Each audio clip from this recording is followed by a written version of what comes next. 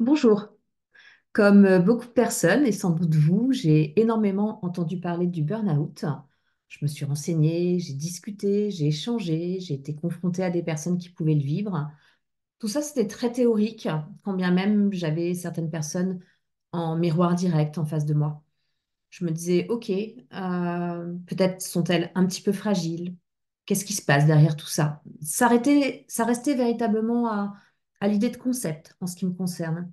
Jusqu'au moment où la roue tourne, le concept vous rattrape et vous vous retrouvez à le vivre. Donc, en l'occurrence, ça a été le cas pour moi et j'ai été diagnostiquée, entre guillemets, burn-out en mars 2023. Euh, il y avait des signes avant-coureurs, mais je me disais que ça allait bien se passer. J'ai la chance d'exercer un métier passion en tant que coach et formatrice. Et mon activité libérale se passait bien, se passe bien, on peut même quand même encore le dire aujourd'hui. Mais en l'occurrence, tous les indicateurs étaient ouverts d'un point de vue activité. Les indicateurs qui étaient moins ouverts, c'est que ben, je prenais de moins en moins de temps pour moi. Notamment, j'ai un élément qui me ressource énormément, qui est les chevaux en ce qui me concerne. Et voilà, ça faisait 6 mois que j'avais pas vraiment été les voir, ou tout au moins en pointillé. Et puis, ça faisait 1 an finalement que je travaillais, que je m'investissais, que je trouvais énormément de plaisir dans mon activité et que je relevais les challenges qui se présentaient les uns après les autres. Euh, 1 an à travailler H24, à animer quasiment tous les jours et puis à m'occuper de l'administratif, de répondre aux différents appels de mes clients bah, les week-ends. 1 an sans interruption. Mais pour un métier passion, finalement, ça me semblait relativement logique et je m'en sortais bien. Et j'éprouvais toujours du plaisir. Et je éprouvais également, on va dire, un certain plaisir à repousser les limites un cran plus loin, à partitionner, à dire ben, un jour après l'autre, et puis j'ai réussi et ça passe. Et c'est chouette, c'est chouette. Sauf qu'en mars, tout s'arrête. Je m'apprête à partir faire une intervention chez un client. C'était un mardi, j'intervenais le mercredi. Et là, le mardi, je me lève et je me mets à pleurer parce que j'ai pas envie d'aller voir ce client. Je ne me sens pas à même de l'accompagner. C'est plus OK. Ça ne marche plus. Mon cerveau n'est pas là pour répondre présent. Mon cerveau n'est pas là pour répondre et relever cet Xème challenge.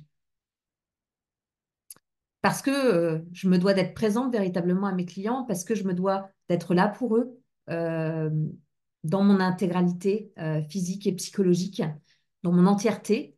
Eh bien, j'ai décidé d'aller voir le médecin.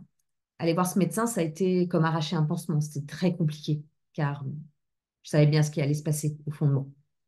Et donc, effectivement, je vais voir le médecin, le verdict tombe.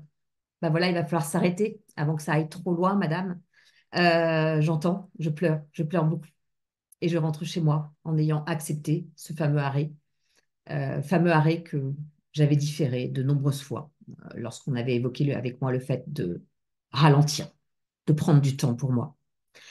Euh, Tout ça pour vous dire que voilà, je suis restée 9 mois arrêtée, 9 mois à comprendre que mon cerveau, ben, c'était de la bouillie. 9 mois à accepter que j'étais faillible.